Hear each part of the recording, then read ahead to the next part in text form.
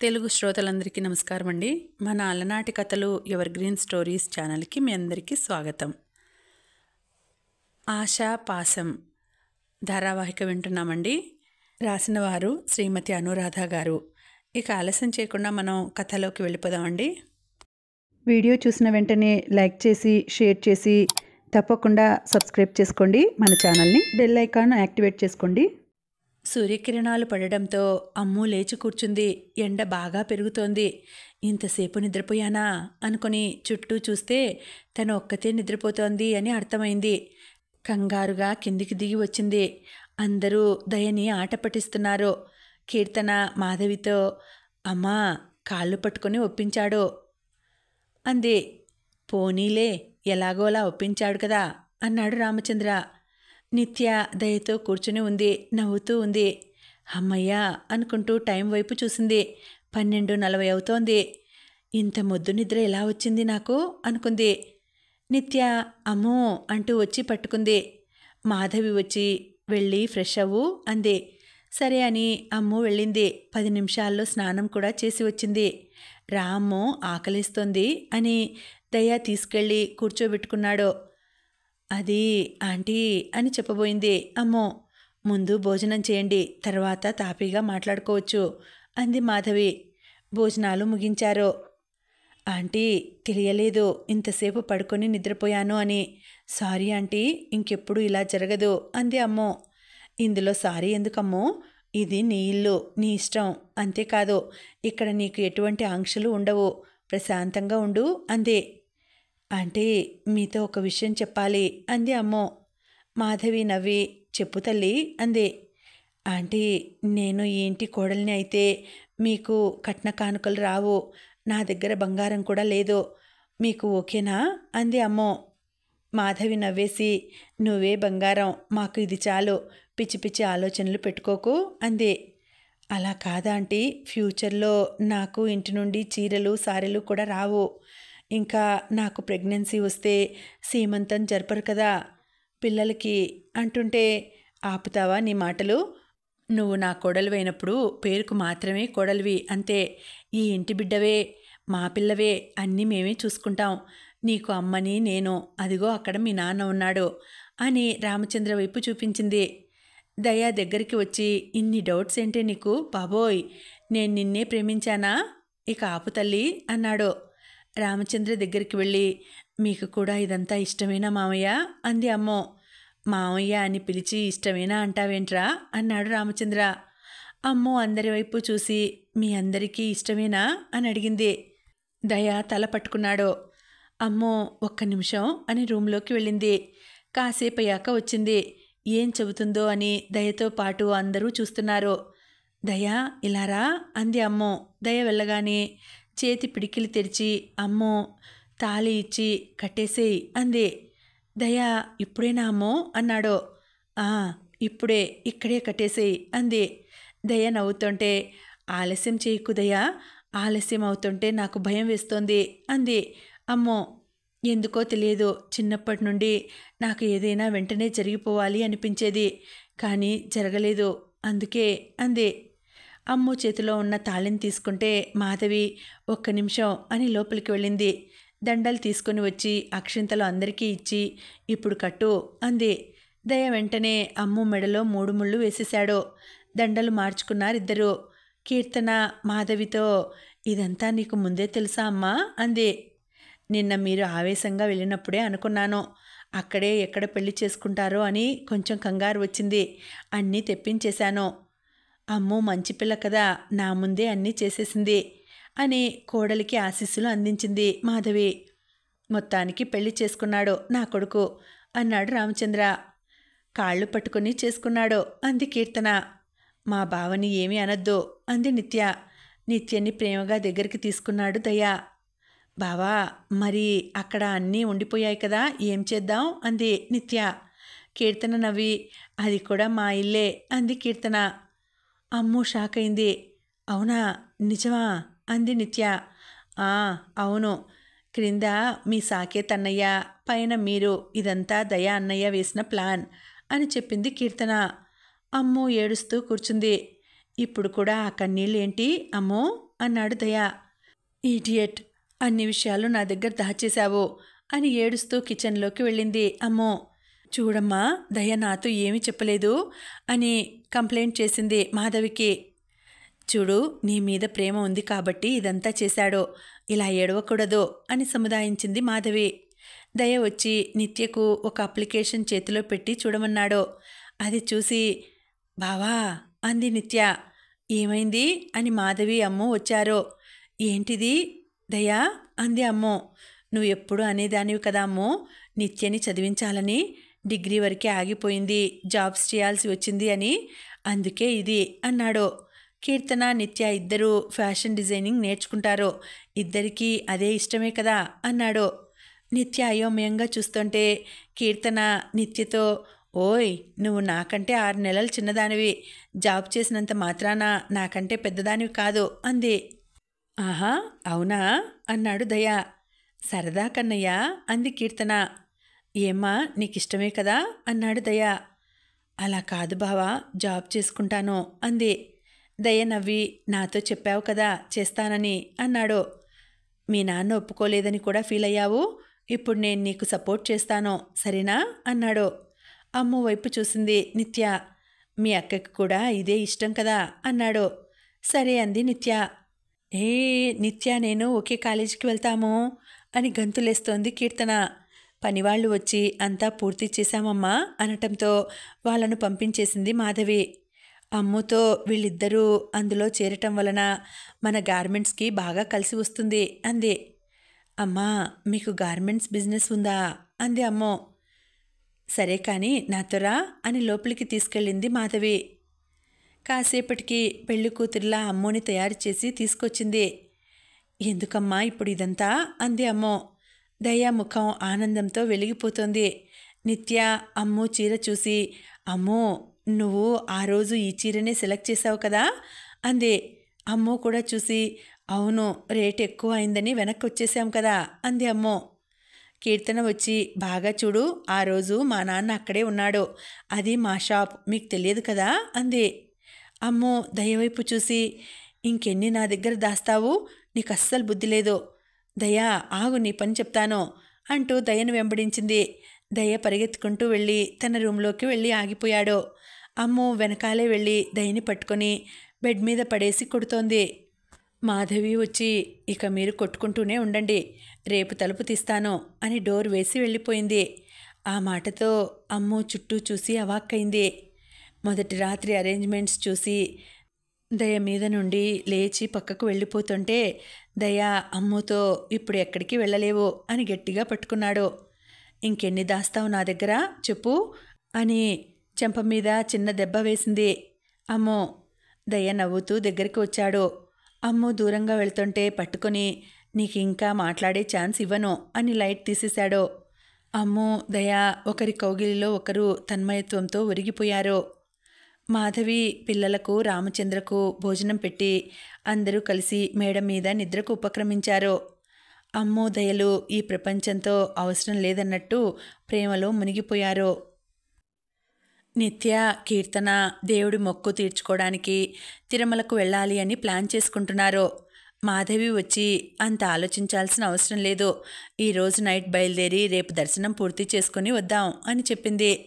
రామచంద్ర కూడా, నాకు కూడా అవకాశం వచ్చింది, నేను కూడా మొక్కు తీర్చుకోవాలి అన్నాడు. మీరా ఎప్పుడు మొక్కుకున్నారు అని అడిగింది మాధవి. ఆ రోజు నాకు యాక్సిడెంట్ అయినప్పుడు, మిమ్మల్ని మళ్ళీ చూస్తే చాలు అనుకున్న చివరి క్షణాల్లో అనుకున్నాను అన్నాడు రామచంద్ర. నేను వెళ్దాం అన్నప్పుడు దయ పెళ్ళి అయ్యాక అన్నారు. నాకు గుర్తుందండి, ఈలోగా పిల్లలు కూడా అనుకుంటుంటే మీకు చెప్దాం అనుకున్నాను, ఇంతలో మీరే వచ్చి చెబుతున్నారు. నేను ఇంకా మళ్ళీ కొత్తగా అనుకున్నారేమో అని అడిగాను అంతే అంది మాధవి. సరే కానీ దయను కొంచెం జాగ్రత్తగా ఉండమను, అమ్ముకి నిదానంగా అన్ని విషయాలు చెప్పమను, అన్నీ ఒకేసారి అంటే అమ్మాయి కూడా ఇబ్బంది పడుతుంది, ఇప్పటికే తను చాలా నిర్వేదంలో ఉంది, ఏదో వీడి టైం బాగుండి పెళ్ళయింది, లేకుంటే ఎందుకులే ఇప్పుడు అనుకోవడం, కానీ మాధవి అనుకోకుండా ఉండలేకపోతున్నాను అన్నాడు రామచంద్ర. ఒక్క నిమిషం, నిత్య కీర్తన మీరిద్దరూ మన గార్మెంట్స్ షాపుకు వెళ్ళి మీకు కావలసినవి తెచ్చుకోండి, టూర్కు అవసరమైన వస్తువులు తెచ్చుకోండి అని చెప్పింది. ఏం తెచ్చుకోవాలా ఆంటీ అని అడిగింది నిత్య. తిరుమల వెళ్తున్నాం కదా, అందుకు కొత్త డ్రెస్సెస్ తెచ్చుకుందాం అంది కీర్తన. నా దగ్గర ఉన్నాయా ఆంటీ అంది నిత్య. కొత్తవి ఉంటే నష్టం ఏమీ కాదు కదా. అమ్మోకి నేను చెబుతాను కానీ మీరిద్దరూ వెళ్ళండి. రామయ్య పిల్లల్ని తీసుకుని వెళ్ళి షాపింగ్ అయ్యాక తీసుకురా అని చెప్పి కారులో పంపించేసింది మాధవి. ఇప్పుడు చెప్పండి అంది మాధవి. అది కాదు మాధవి, ఎక్కడైనా పెంచిన పిల్లల మీద మమకారం ఉంటుంది కదా.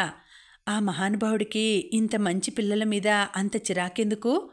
మనం ఇంటికి ఏదైనా తెచ్చుకున్న వస్తువుల మీద, పెట్స్ మీద కూడా ప్రేమ పెంచుకుంటాం. ఆ మనిషి ఎందుకు ఇలా చేశాడో అర్థం కావట్లేదు నాకు అన్నాడు రామచంద్ర. మీరిప్పుడు నాతో అన్నారు సరిపోయింది. పిల్లలు వింటే వాళ్ళ బాధ మళ్ళీ మొదటికి వస్తుంది. అందరూ సంతోషంగా ఉన్నారు, మీరు కూడా ఎక్కువ ఆలోచించకండి అంది మాధవి. సరే కానీ దయ ఇంకా లేవలేదా అని అడిగాడు రామచంద్ర. లేచాడో, మీలాగే మొక్కు ఉందని అమ్ము గుడికి వెళ్తానంటే దయ తీసుకెళ్లాడో, లేకుంటే మనమిద్దరమే వెళ్ళేవాళ్ళం అంది మాధవి. నూతన దంపతులను కూడా తీసుకువెళ్దామా అన్నాడు రామచంద్ర. వాళ్ల కోసమే కదా ఇన్ని మొక్కులు, వస్తారు అంది మాధవి. వాళ్ళని హనీమూన్కి పంపిద్దాం మాధవి అన్నాడు రామచంద్ర. అనుకుంటున్నాను, ఇది అయ్యాక చూద్దాం అంది మాధవి. అమ్ము దయా వచ్చారు. రాగానే అమ్మా పిల్లలెక్కడా అని అడిగింది అమ్ము. షాపింగ్కు పంపించాను, వస్తారు కానీ ముందు భోజనం చేయండి అంది మాధవి. వద్దమ్మా, ఈరోజు ఉపవాసం ఉంటాను నేను అంది అమ్ము. ఉపవాసం ఉంటావా? ఎందుకమ్మా అడిగింది మాధవి. వారంలో ప్రతి శుక్రవారం మామూలుగానే ఉపవాసం ఉంటాను, ఏమీ తినను అని చెప్పింది అమ్ము. మాధవి ఆశ్చర్యంతో, ఇప్పటికీ ఎన్ని సంవత్సరాల నుండి ఉంటున్నావు అని అడిగింది. చిన్నప్పుడు పండగలప్పుడు ఉండేదాన్ని, అలా చేస్తూ చేస్తూ ఇప్పుడు ఇలా ఫాలో అవుతున్నాను అని చెప్పింది అమ్ము. నిన్ను చూస్తే అస్సలు అలా కనిపించవు అంది మాధవి. అమ్ము నవ్వి, భక్తి మనసులో ఉంటే చాలు, కాషాయం ధరించి చూపించాల్సిన అవసరం లేదు కదమ్మా అంది. పెళ్ళయింది కదా, ఇవాళ్టికి వద్దులే అంది మాధవి. రాత్రికి ఆకాశంలో మొదట వచ్చే స్టార్ని చూసి అప్పుడు తింటానులే అమ్మా అంది. మరి రేపు తిరుమలలో 7 కొండలు ఎక్కటానికి శక్తి కావాలి కదా తల్లి అంది మాధవి. అవునా, అరే మనం తిరుమల వెళ్తున్నామా అమ్మా? వావ్, చాలా రోజులు కాదు 3 సంవత్సరాలు అనుకుంటాను ఆయనను చూసి. వెళ్దామమ్మా, థ్యాంక్ యూ సో మచ్ అని మాధవికి ముద్దు పెట్టింది అమ్మో. అమ్మో ప్రేమకు మాధవి సంతోషించింది. నిత్య, కీర్తన చేతుల నిండా కవర్లు పట్టుకొని వచ్చారు. అది చూసిన దయ, ఏంట్రా షాపులో ఏమైనా ఉంచారా, లేక స్టాక్ మళ్ళీ తెప్పించమంటారా అన్నాడు. నిత్య వచ్చి, బావా ఇవి నీకు అని ఇచ్చింది. దయ, నాకు కాదు, నువ్వు తెచ్చుకున్నావా? కీర్తన, నిత్యకు తీసావా అని అడిగాడు. ఓ, అన్నీ తెచ్చాను అని చూపించింది. మీకు మాత్రమే తెచ్చుకోమంటే అందరికీ తెచ్చారా అని అడిగింది మాధవి. మేముండేది ఎందుకు, మీకోసం తేవడానికే కదా నిత్య అంది కీర్తన. అవును, ఇంకా ఇవి మీకోసమే ఆంటీ అని బ్యాంగిల్స్ ఇచ్చింది నిత్య. బాగున్నాయి నిత్య అని కీర్తనలాగే నిత్యను కూడా సమానంగా చూస్తోంది మాధవి. అందరూ కలిసి వెళ్ళి 7 కొండలు ఎక్కుతున్నారు. పిల్లలందరూ హుషారుగా ముందుకు వెళుతూ ఫొటోస్ తీసుకుంటున్నారు. వాళ్లను చూసి ముచ్చట పడుతోంది మాధవి. నిన్నంతా ఉపవాసం ఉన్న అమ్ము హుషారుగా వెళ్తుంటే మాధవి ఆశ్చర్యపడుతోంది. కీర్తన నిత్యలను దయ వదలకుండా చూసుకుంటున్నాడు. దయ నిత్యను ప్రేమగా చూస్తుంటే అమ్ముకి గుండెల మీద భారం తగ్గినట్టు అనిపించింది. ఈ ప్రేమ కోసమే కదా ఇన్ని రోజులు ఎదురు చూసింది. ఆ నిరీక్షణ ఫలితం ఈరోజు వస్తోంది అనుకుంది అమ్ము. అమ్ముని గమనించిన దయ వెనక్కి వచ్చి, ఏమ్మా అలసటగా ఉందా, కాసేపు కూర్చుని వెడదామా అని అడిగాడు. వద్దులే దయ, వెళదాం అంది అమ్ము. సరే ఇక్కడ కూర్చో, వాటర్ తెస్తాను అని వెళ్ళాడు. మిగిలిన వారు వచ్చి కూర్చున్నారు. దయ అందరికీ వాటర్, స్నాక్స్ ఇచ్చాడు. నిత్య అమ్ము పక్కనే కూర్చుని ఉంటే దయ వచ్చి, ఏ నిత్య, నాకు ఇప్పుడైనా ఛాన్స్ ఇవ్వు అని నిత్యను లేపి కూర్చున్నాడు. అది చూసిన కీర్తన, ఇక మీదట నువ్వే ఉంటావు కదా, మేం కూర్చుంటాం అని దయని లాగి నిత్యని పిలిచి అమ్ముకి ఇరువైపులా కూర్చొని దయని ఏడిపిస్తున్నారు. అలా సరదాగా వాళ్ళు దైవ దర్శనం కూడా చేసుకున్నారు. మీరిక్కడ కూర్చోండి, నేను వెళ్ళి ప్రసాదం తెస్తాను అని దయ వెళ్తుంటే కొడుకు వెంట రామచంద్ర కూడా వెళ్ళాడు. కీర్తన, నిత్య కూర్చొని ఉన్నారు, కబుర్లు చెప్పుకుంటున్నారు.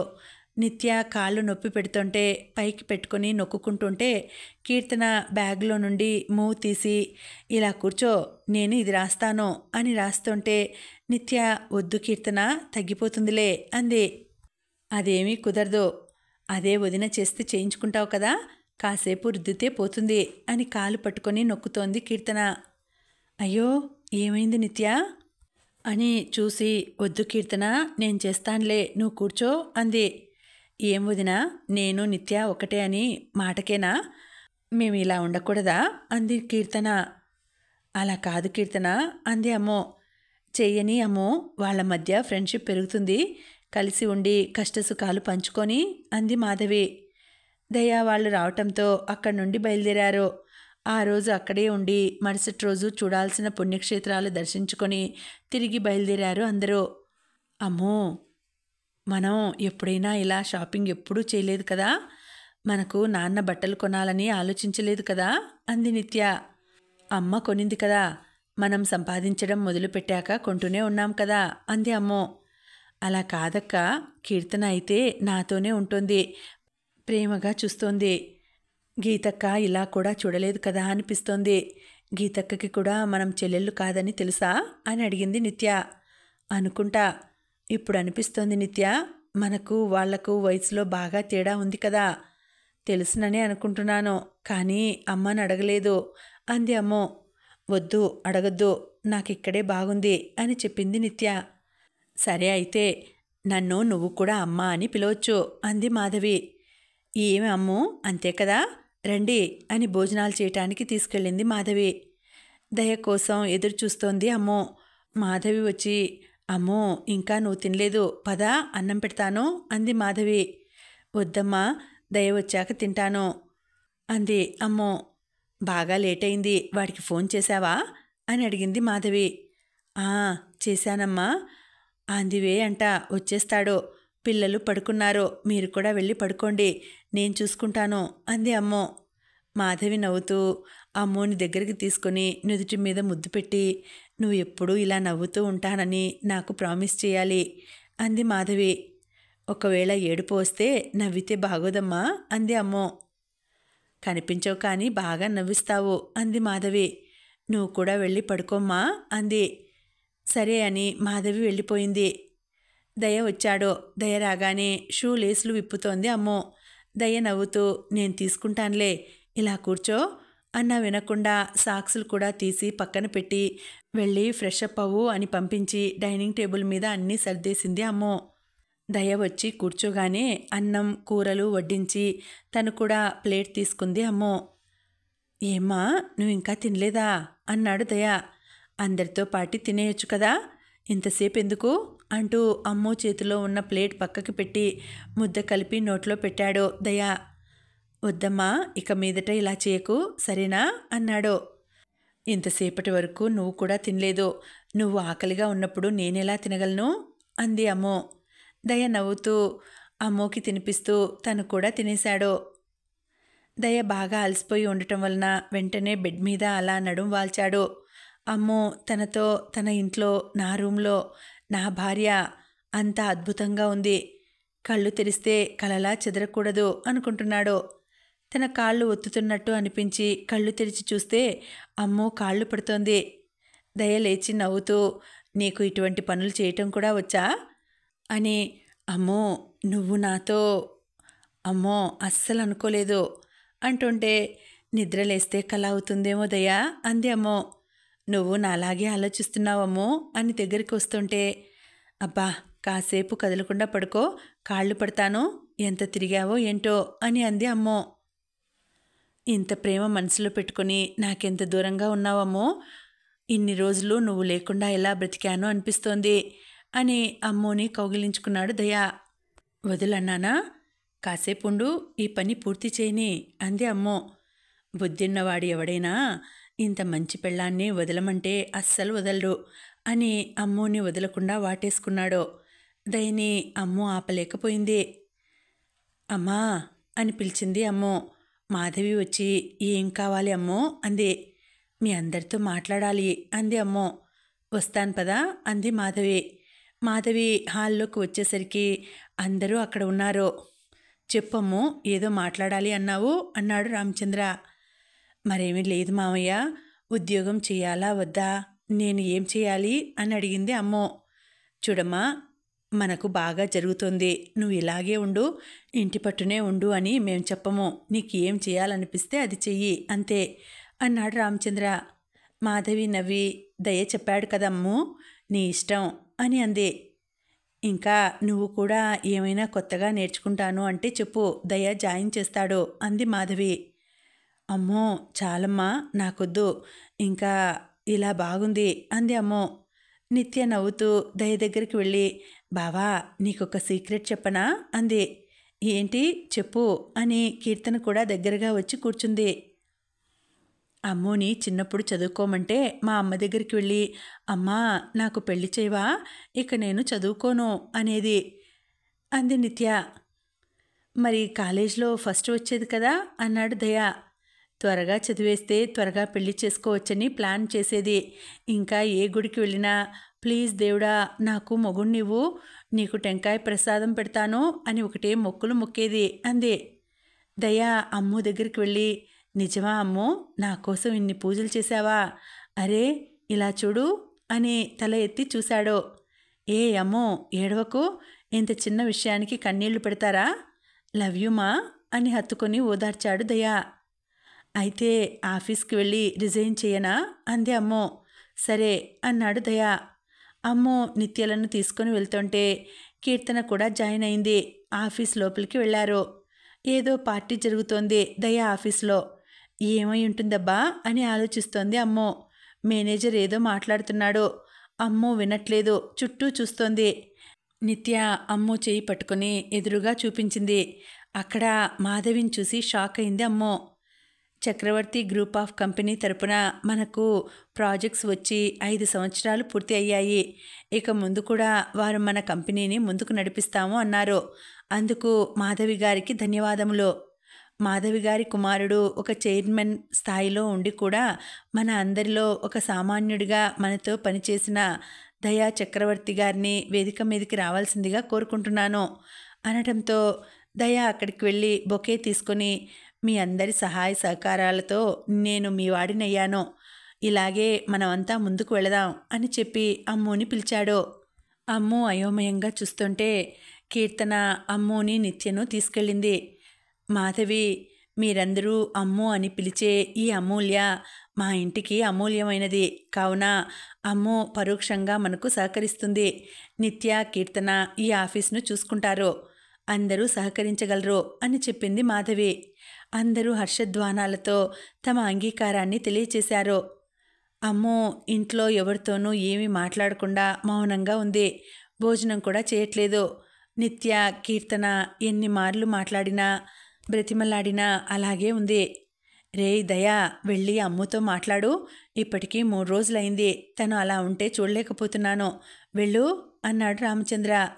మాధవి లోపలికి వెళ్ళి, అమ్మో లేమ్మా, ఇలాగే ఉంటే నీరసం వస్తుంది, లేచి స్నానం చేసిరా అని చెయ్యి పట్టుకుంది. అమ్ము ఒళ్ళు వేడిగా ఉంది. దయ దగ్గరికి వచ్చి, అమ్మోకి జ్వరం వస్తోంది, డాక్టర్ని పిలిపించు అని చెప్పి లోపలికి వెళ్ళింది. అమ్మో లేమ్మా అని కాస్త తడిమి లేపింది మాధవి. అమ్ము లేచి చూసి, సారీ అమ్మా, టైం చూసుకోలేదు అంది. అమ్మయ్యా మాట్లాడావా, లే ముఖం కడుక్కో, తాగటానికి ఏమైనా తెస్తాను అని కిచెన్లోకి వెళ్ళింది మాధవి. అమ్ము స్నానం చేసి వచ్చి బెడ్ మీద కూర్చుంది.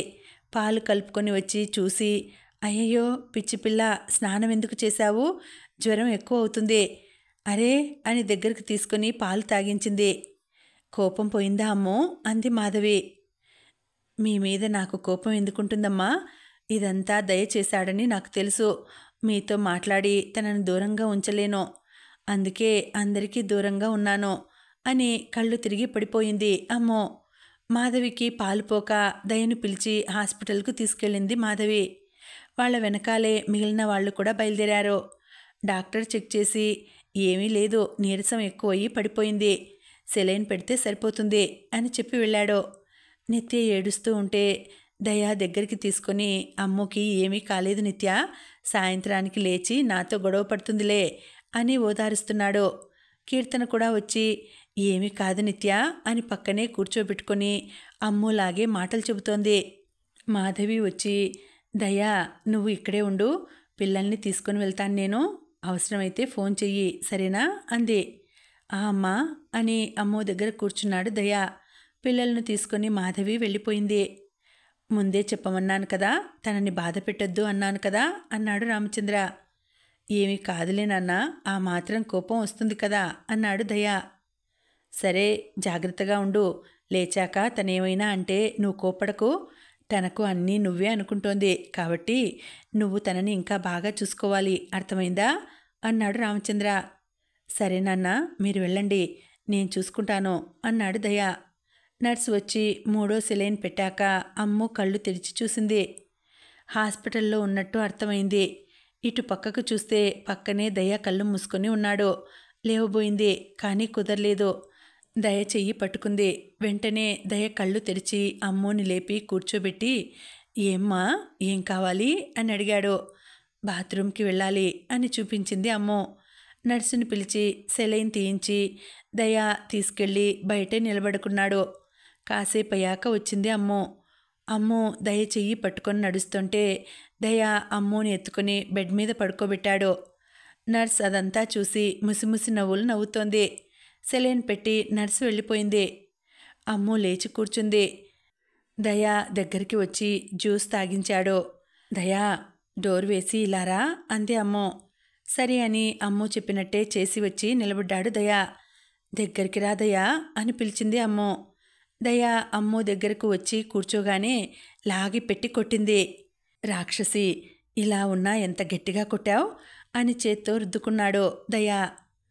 నొప్పిగా ఉందా అని అడిగింది అమ్ము. ఉండదా అన్నాడు. నువ్వు చేసిన పనికి ఇలాగే చెయ్యాలి అంది అమ్ము. దయ తల వంచుకొని కూర్చున్నాడు. దయని అలా చూసేసరికి జాలి వేసింది అమ్ముకి. సారీ దయా అంది అమ్ము. దయ నవ్వి, కొట్టినా పర్వాలేదు, నాతో మాట్లాడుతున్నావు అన్నాడు. ఎందుకలా చేశావు? ఇంకా ఎన్ని దాస్తావు నా దగ్గర? ఆఫీస్ మీదే, గార్మెంట్స్ మీవే, ఇంకా నీకింత ఉండి నా దగ్గర ఎందుకు నటించావు? ఇంత మోసం చేయాల్సిన అవసరం ఏముంది అని అడిగింది అమ్ము. మోసం కాదమ్ము, ఇదంతా నీ మీద ప్రేమతో, నీ ప్రేమ కోసం చేశాను అన్నాడు దయా. ఎలా దయా, ఎలా చేయగలవు? మనం ఆఫీస్కి వచ్చాక ఫ్రెండ్స్ అయ్యాం కదా, పైగా వర్క్ విషయంలో నువ్వు నాకంటే 1 ఇయర్ లేట్గా జాయిన్ అయ్యావు. నాలో ఏం చూసి ప్రేమించావు? నువ్వు ఇదంతా చేయటానికి కూడా నేను నీతో ఏ రోజు ప్రేమని పంచలేదు కదా అంది అమ్ము. నువ్వు నీకు తెలియకుండానే నాకు నా కుటుంబాన్ని ఇచ్చావు అమ్ము అన్నాడు దయా.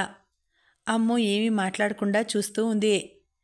ఒక 6 సంవత్సరాల క్రితం నువ్వు ఇక్కడికి వచ్చావు. అప్పుడు ఒకసారి గుడిలో నిన్ను చూశాను. కంటికి బాగా నచ్చావు. గుడి బయట నిత్య చేత పులిహోర ప్యాకెట్స్ పంచిపెడుతున్నావు. నేను కూడా వచ్చి తీసుకున్నాను. మా అమ్మ పుట్టినరోజు అని చెప్పి పూజారి దగ్గర ఆశీస్సులు తీసుకున్నప్పుడే నీ మీద ప్రేమ పుట్టింది. ఆ వారంలోనే హయ్యర్ స్టడీస్కి ఫారెన్ వెళ్ళిపోయాను. ఒక 6 నెలలకు మా నాన్నకి యాక్సిడెంట్ అయింది. కోలుకుంటున్నాడని అమ్మ చెప్పింది అని చెప్పాడు దయా. గుర్తుందా అమ్ము, ఒక కారు యాక్సిడెంట్ అయ్యి ఒక మనిషి రక్తపు మరకలతో పడి ఉంటే ఆయనను హాస్పిటల్లో జాయిన్ చేయటానికి కూడా ఎవరూ ముందుకు రాకుండా చోద్యం చూస్తుంటే ఇన్స్టిట్యూట్ నుండి బయటికి వచ్చిన నువ్వు చూసి నిత్యం తీసుకుని ఆటోలో దగ్గరలో ఉన్న హాస్పిటల్కి తీసుకెళ్లారు. మా నాన్నను మీరిద్దరూ చెరువు పక్క పట్టుకుని తీసుకెళ్ళి జాయిన్ చేశారు. అక్కడ ఇన్ఫర్మేషన్ ఇవ్వమని అడిగితే నీ నెంబర్, మీ ఇంటి అడ్రస్ పెట్టి వాళ్లకు మా అంకుల్ మమ్మల్ని చూడటానికి వచ్చి ఇలా జరిగింది అని చెప్పి అక్కడే ఉన్నారు. మా నాన్న స్పృహలోకి వచ్చాక నాన్నతో డీటెయిల్స్ తీసుకుని మా అమ్మకి ఇన్ఫర్మేషన్ ఇచ్చారు. మా అమ్మ వచ్చాక నువ్వు నిత్య వెళ్ళిపోయారు. మా నాన్నను కాపాడిన దేవతవు నువ్వు. హాస్పిటల్ ఖర్చులు కూడా తీసుకోకుండా వెళ్ళిపోయావు. అమ్మ ఫోన్ చేసి 2 అమ్మాయిలు కాపాడారు మీ నాన్నని అని చెప్పింది. మీరిచ్చిన డీటెయిల్స్ తీసుకోమని చెప్పాను. అమ్మ తీసుకుంది. ఒకసారి అమ్మ అక్కడ మీకోసం ఆరా తీసింది. మీ దగ్గరికి వచ్చి థ్యాంక్స్ చెప్పింది. నువ్వు వద్దా ఆంటీ, మీలాంటి పెద్దవాళ్ళ ఆశీస్సులు చాలు. మనిషికి మనిషి సాయం చేసుకోకపోతే ఎలా అని వెళ్ళిపోయావు. నీ వల్ల మా నాన్న మాకు దక్కాడు. నాన్న ఉన్నాడు కనుక అమ్మ కూడా ఉంది, లేకుంటే అని ఆగిపోయాడు దయ. సారీ దయ, నాకు మీ పేరెంట్స్ అని తెలియదు అంది అమ్మో. తర్వాత నేను వచ్చాను, అమ్మతో డీటెయిల్స్ తీసుకున్నాను, నిన్ను ఫాలో అయిపోయాను. ఫోన్లో ఫోటో చూపించి మీరు ముగ్గురు దిగారు అని చూపించాడు దయ. అవును, అప్పుడు నాకు స్మార్ట్ ఫోన్ లేదు అంది అమ్మో. అమ్మ ఈ పిక్ పంపించినప్పుడు ఎగిరి గంతేశాను తెలుసా. నీ మీద ఎవడు కర్చీఫ్ వేయకూడదు అని ప్రార్థించాను తెలుసా అన్నాడు దయ. ఇలా రా అంది అమ్మో. రాను అని తల అడ్డంగా ఊపాడు దయ. అమ్మోనే ముందుకు వచ్చి దయ బుగ్గల మీద ముద్దు పెట్టింది. ఇంకా ఏమైనా ఉన్నాయా అంది అమ్మో. దయ దగ్గరికి తీసుకొని ఏమీ లేవన్నాడు. డాక్టర్ వచ్చి అమ్మోని చెక్ చేసి డిశ్చార్జ్ చేశాడు. అమ్మో దయ ఇంటికొచ్చారు. నేను ఒకసారి ఊరికి వెళ్ళి వస్తాను అంది అమ్మో. వెళ్ళు, కానీ నువ్వు నవ్వుతూనే ఇంటికి రావాలి అని చెప్పింది మాధవి. రామచంద్ర నేను కూడా వస్తాను అన్నాడు. వద్దు నాన్న, మేం వెళ్ళి వస్తాం అన్నాడు దయ. అమ్మో నిత్యలతో పాటు కీర్తనను కూడా తీసుకెళ్లాడు దయ. అమ్ము దయలను చూసి కమల సంతోషించింది. విశాలాక్షి కూడా వచ్చింది. సారీ బావా అన్నాడు సాకేత్. మనలో మనకు సారీ ఎందుకు బావా అన్నాడు దయ. అమ్మ నాన్నను కలిసి వస్తాను అంది అమ్ము. ఇప్పుడు అవసరమా అమ్మో, నీ జీవితం నువ్వు సంతోషంగా ఉండు అంది కమల. పర్వాలేదు అత్తయ్య, నేనున్నాను కదా, చూసుకుంటానులేండి అన్నాడు దయ. వెళ్ళని కమల, ఏమీ కాదు అని విశాలాక్షి ధైర్యం చెప్పడంతో సరే అంది కమల. నాన్న అని పిలిచింది అమ్ము. చీర కట్టుకొని ఉన్న అమ్మోని చూసి మెడలో ఉన్న మంగళసూత్రాలు చూసి పెళ్లి చేసుకుని వచ్చావా అన్నాడు పురుషోత్తం. మీ ఆశీస్సుల కోసం వచ్చాను అంది అమ్ము. ఇంకెప్పుడు నా కంటికి కనిపించకో అని చెప్పాను కదా అన్నాడు పురుషోత్తం. దయ వచ్చి, మామయ్య మీరు మాతో ఉంటే బాగుంటుంది, అమ్ము కూడా అదే కోరుకుంటోంది అన్నాడు దయ. ఓహో, మొత్తానికి అమ్మోని చేసుకున్నావు కదా, మళ్ళీ ఎందుకు ఇదంతా అన్నాడు పురుషోత్తం. నాన్న, ఇవి మా పేరు మీద మీరు ఉంచిన ఆస్తిపత్రాలు, మీ పేరునే రాశాను అని ఇచ్చింది అమ్మో. అవి చూసిన పురుషోత్తం, వీటి అవసరం లేకుండా బతికేంత గొప్పవాళ్ళయ్యారన్నమాట అన్నాడు. కాదు నాన్న, మీరు మాకిచ్చిన ఈ ప్రేమ చాలు అంది అమ్మో. మీకు నేను రక్తం పంచి ఇవ్వకపోయినా నా కష్టార్జితంతో మిమ్మల్ని చదివించాను అన్నాడు పురుషోత్తం. గవర్నమెంట్ స్కూల్ కాలేజీలోనే చదివాము అంది నిత్య. మాటలొద్దు అని దయ సైగ చేశాడు. నిత్య చెయ్యి పట్టుకుంది కీర్తన. అయినా కానీ నేను చదివించాను కనుకనే ఈరోజు ఈ దయ వచ్చాడో, లేకపోతే అన్నాడు పురుషోత్తం. అవునాన్న, మీ దయా దాక్షిణ్యాల వల్లే నాకు మంచి జరిగింది, ఒప్పుకుంటాను. మీరు పంచిన ప్రేమ చాలనుకుంటాను అంది అమ్మో. మామూలుగా ఇంటిలో కాపు కాయటానికి కుక్కల్ని పెంచుకుంటాం, దానికి అన్నం పెడతాం, కొంచెం ప్రేమని పంచుతాం. కానీ అదే కుక్క నాకడానికి వస్తే తోసిస్తాం కదా. మీరు కూడా అంతే.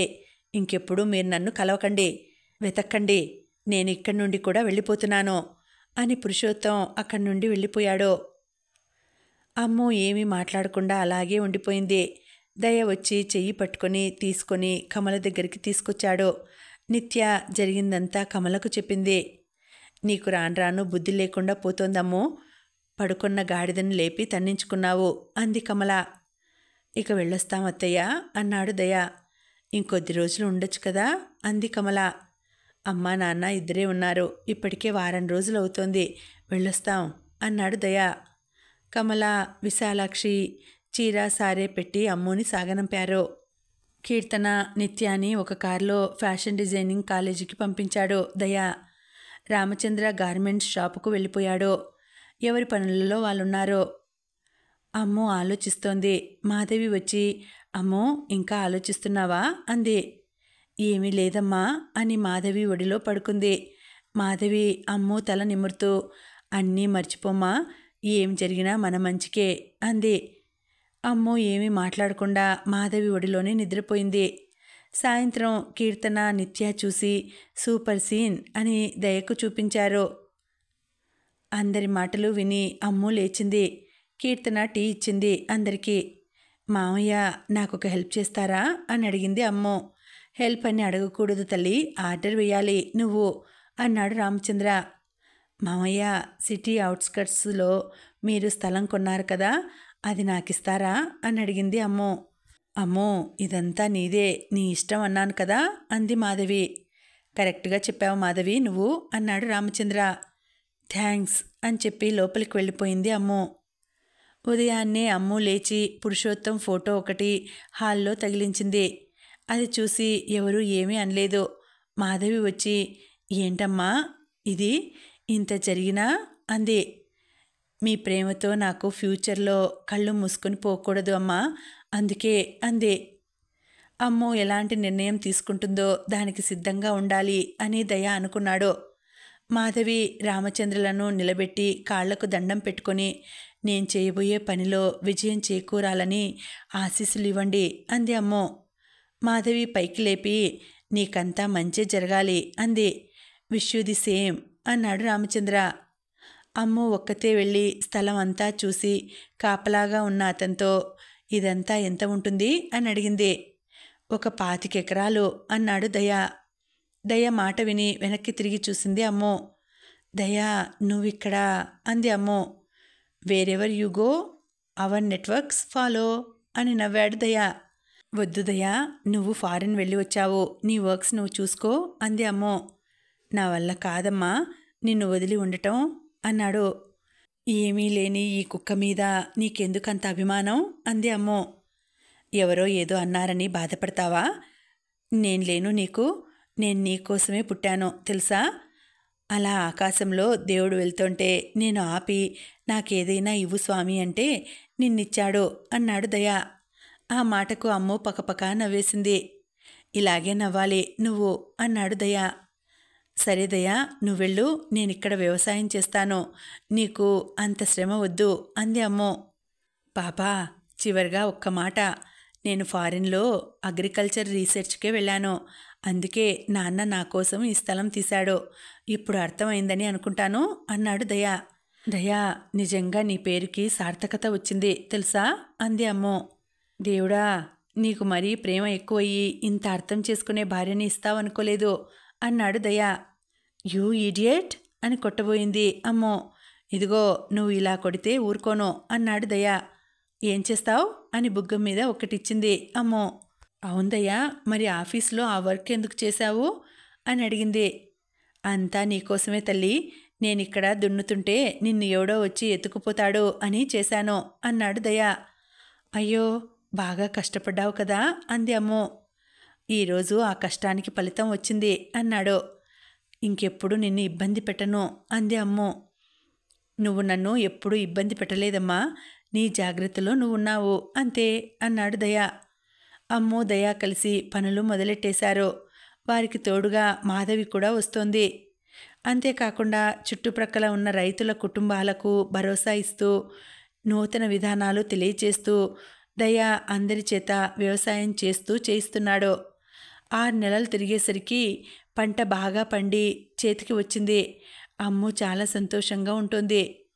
ఒక చిన్న పార్టీ అరేంజ్ చేశాడు దయా. ఎవరెవరో వచ్చారో అందరికీ దయా అమ్ముని పరిచయం చేశాడు. భర్తకు సహకరిస్తున్నందుకు అందరూ పొగిడారు. అమ్ము వెళ్ళి కీర్తన నిత్యల దగ్గర కూర్చుంది. రామచంద్ర మాట్లాడుతూ నేను ఆశ్రమంలో పెరిగేటప్పుడు ఆకలితో అలమటించాను. నా పరిస్థితి ఎవరికీ రాకూడదు అనుకున్నాను. నన్ను అర్థం చేసుకున్న నా కొడుకు దయా అగ్రికల్చర్లో రాణించాలని నిర్ణయించుకున్నాడు. అదృష్టం కొద్దీ కోడలు కూడా ప్రోత్సాహం అందిస్తోంది. వాళ్ళిద్దరి కృషి దీనికి నిదర్శనం. ఇక మీదట ఈ చుట్టుపక్కల ఉన్న ఏ ఆశ్రమంలోని పిల్లలు ఆకలితో ఉండకూడదు అని నా నిర్ణయాన్ని గౌరవించి మా దయ తాను పండించే ప్రతి ధాన్యం అనాథల కోసమే అని పండిస్తున్నాడు. మేమే వచ్చి మీకు మా ధాన్యాన్ని ఇస్తాము అని అనౌన్స్ చేశాడు. వారి ఉదార స్వభావానికి అందరూ కొనియాడారు. దయా నువ్వు మళ్ళీ నా దగ్గర దాచావు అంది అమ్మో. ఏంటమ్మా అన్నాడు దయా. ఇలా చేస్తున్నావని నాకు ముందు ఎందుకు చెప్పలేదు అని అడిగింది. తల గోక్కున్నాడు దయా. అమ్మో దగ్గరికి వస్తుంటే రేయ్ అమ్మో కోప్పడకు కొట్టకు అన్నాడు దయా. అమ్మో దయని గట్టిగా హక్ చేసుకొని ఎంత మంచి మొగుణ్ణిచ్చావు దేవుడా, అని ముద్దులు పెట్టింది. అరే, ఇలా ఇస్తావని తెలిసింటే ముందే చెప్పేవాడినమ్మా అన్నాడు దయ. 5 సంవత్సరాల తర్వాత నిత్య, కీర్తన చదువు పూర్తి చేసి వాళ్ళ గార్మెంట్స్కి కొత్త రకంతో పాటు సాంప్రదాయం ఉట్టిపడే బట్టలు తయారు చేయిస్తున్నారు. పురుషోత్తం సారథి కోసం సిటీకి వచ్చాడు. సారథి కనిపించలేదు. వెతుకుతున్నాడు. ఫోన్లో కూడా దొరకలేదు సారథి. ఒక గుడి దగ్గర జనాలు ఉంటే ఈ పూటకు భోజనం చేద్దామని వచ్చాడు పురుషోత్తం. ఎవరో అన్నదానం చేస్తుంటే వెళ్ళి తిన్నాడు. చాలా రోజుల తర్వాత మంచి భోజనం దొరికింది అనుకున్నాడు పురుషోత్తం. ఒక ఆయన వచ్చి, అక్కడికి వెళ్ళండి, కొత్త చీరలు, పంచెలు, షర్ట్స్ కూడా పంచుతున్నారు, వెళ్ళి తీసుకోండి అన్నాడు. వద్దు అని చెప్పినా అక్కడ ఉన్నవాళ్ళు ఒక జత చేతిలో పెట్టారు. పురుషోత్తం ఒక వ్యక్తిని ఆపి, ఏం జరుగుతోంది అక్కడ అన్నాడు. మా అమూల్య అమ్మగారికి కవల పిల్లలు పుట్టి నేటికి 3 సంవత్సరాలైంది. అందుకే ఇక్కడ ఈ పండుగ. మా అమ్మగారు మా అయ్యగారి వెంట ఉండి ఆయన్ని నడిపిస్తోంది.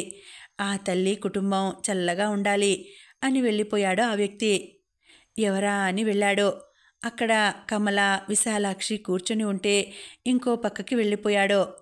మాధవి అమ్మూని పట్టుకొని, నిన్ను చూస్తే నాకేమనిపిస్తోందో తెలుసా అంది.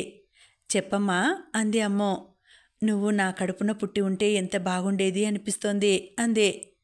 వద్దమ్మా, నేను నీకు పుట్టాననుకో, దయ దగ్గరికి రాలేను. అప్పుడు నిన్ను వదిలి వెళ్ళాలి. అలా జరగకూడదు. కనుక నన్ను ఎక్కడో పుట్టించి నీ దగ్గర శాశ్వతంగా ఉంచాడమ్మా అంది అమ్మో. చాలు మీ మాటలు, పదండి, గుడికి తాళాలు వేస్తారంట అన్నాడు దయ. పిల్లలెక్కడ దయా అని అడిగింది అమ్మో. మన చిన్నపిల్లలు పెద్ద పిల్లల దగ్గర ఉన్నారు, పదండి. అత్తయ్య రండి అని అందరినీ కారులో పంపించాడు దయ. నిత్య, కీర్తనలు చెరొక బాబుని ఆడిస్తున్నారు. రండి అని పిలవటంతో వాళ్ళు వెళ్తుంటే పురుషోత్తం చూస్తూ ఉన్నాడు. అన్నయ్య, వీడు చూడు అంది. చూశాను అన్నాడు. బావా, వీడినెత్తుకో అని ఇచ్చి అక్కడున్న వస్తువులు తెస్తుంటే, వీడిని నువ్వు తీసుకో అని అమ్మోకిచ్చి దయ నిత్యం తీసుకుని వచ్చాడు. ఇద్దరినీ చూసి నిత్య కారులో, బావా, నీకు మేమంటే ఇష్టమా, మీ పిల్లలంటే ఇష్టమా అని అడిగింది. దయ వెనక్కి తిరిగి, మీరిద్దరూ అంటేనే ఇష్టం అన్నాడు. నాకు తెలుసు బావా, అందుకే నేను, కీర్తన ఒక బాబు కోసం గొడవ పడకుండా ఉండాలనే కదా మా కోసం కవల పిల్లల్ని కన్నారు. ఊరికే అన్నాను బావా అంది నిత్య. దేవుడికి నా మీద ప్రేమ ఎక్కువయ్యి అమ్మోనిచ్చాడు. అమ్మో రావటంతో నాకు తెలియకుండానే అన్నీ ఇలా కలిసి వస్తున్నాయి అన్నాడు దయ. అందరూ కలిసి వెళ్ళిపోయారు. అమూల్య అంటే అమ్మూనా?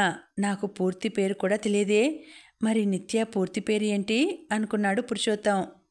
ఇంటికొచ్చాక, దయా, గుడిలో పురుషోత్తం గారిని చూశావా అని అడిగింది మాధవి. చూశానమ్మా, అమ్మో చూడకూడదని బాబుని ఇచ్చి పంపించేశాను. ఆ దేవుడి దయ వలన అమ్మో చూడలేదు అన్నాడు దయ. నిత్యను కూడా చూడనివ్వలేదు అని చెప్పింది కీర్తన. కీర్తన, నువ్వు గుర్తుపట్టావా?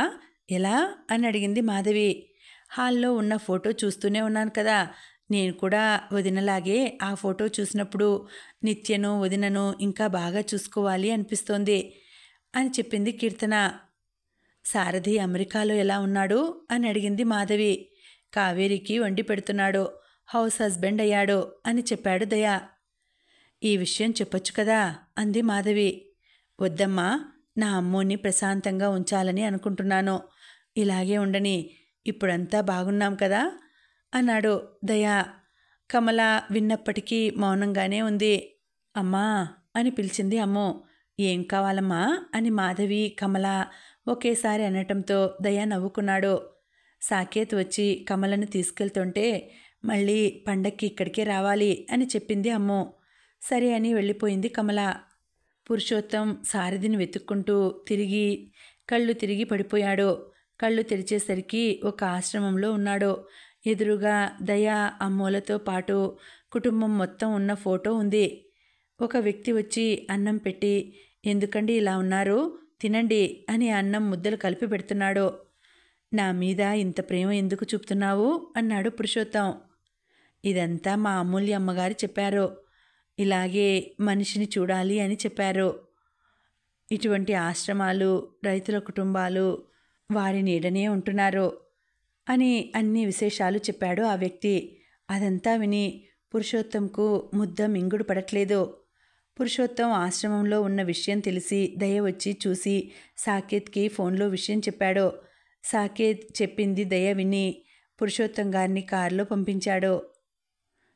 చివరికి సారథి ఇలా బ్రతికి నన్ను బ్రతికిస్తాడనుకుంటే ఈ అమ్మో నిత్యలు బ్రతికేస్తున్నారు, మళ్ళీ అమూల్యమ్మగారు అలా ఇలా అని ఆ దిక్కులేని వాళ్ళ గొప్పతనం చెబుతున్నారు అని సనుక్కుంటున్నాడు.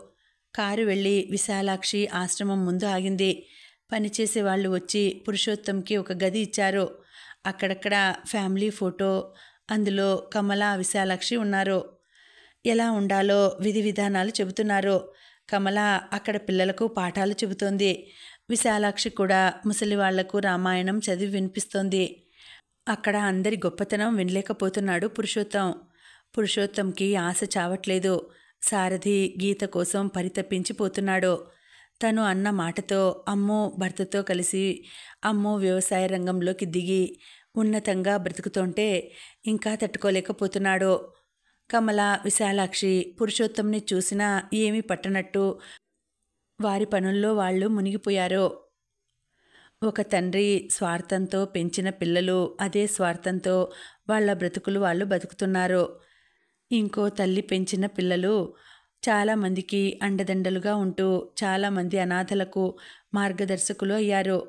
వారికి దయ కుటుంబం యొక్క ప్రేమ అభిమానాలను దక్కించుకున్నారు. పురుషోత్తం ఆశ యొక్క పాశం ఎప్పటికీ అలాగే ఉంటుంది. కానీ అమ్మో ప్రేమ దయకు దక్కింది. దయ కుటుంబం సొంతం చేసుకుంది. పురుషోత్తంకి ఆ ప్రేమ అందుకునే అర్హత లేదు. పురుషోత్తం ఆశ చావదు, పురుషోత్తం పోయేదాకా. జీవన తాత్పర్యం. పురుషోత్తం చాలామంది పిల్లలకు బడిలో పుస్తకంలో పాఠాలు చెప్పాడు. కానీ తను జీవితం అనే బడిలో పాఠం నేర్చుకోలేకపోయాడు. తను పాఠం చెప్పి విద్యార్థులను పాస్ చేయించాడు. కానీ జీవితం చెప్పే పాఠాలు నేర్చుకోలేకపోయాడు. ఫెయిల్ అయ్యాడు. విశాలాక్షి, కమల, మాధవి లాంటి వాళ్ళు ఉండటం వల్లే దయా, సాకేత్ లాంటి పిల్లలు, అమ్ము, నిత్యల లాంటి పిల్లలు తమ కోసం కాకుండా అందరి కోసం పుడతారు. కానీ పురుషోత్తం లాంటి మనుషులు ఆశ వలన విఘ్నత కోల్పోయి కనిపించిన విఘ్నత ఉన్న వాళ్ళు అందరినీ సమానంగా చూస్తారు. కథ సమాప్తం. మళ్ళీ వచ్చే వీడియోలో మరొక మంచి కథతో కలుసుకుంటానండి. అంతవరకు సెలవు. నమస్తే.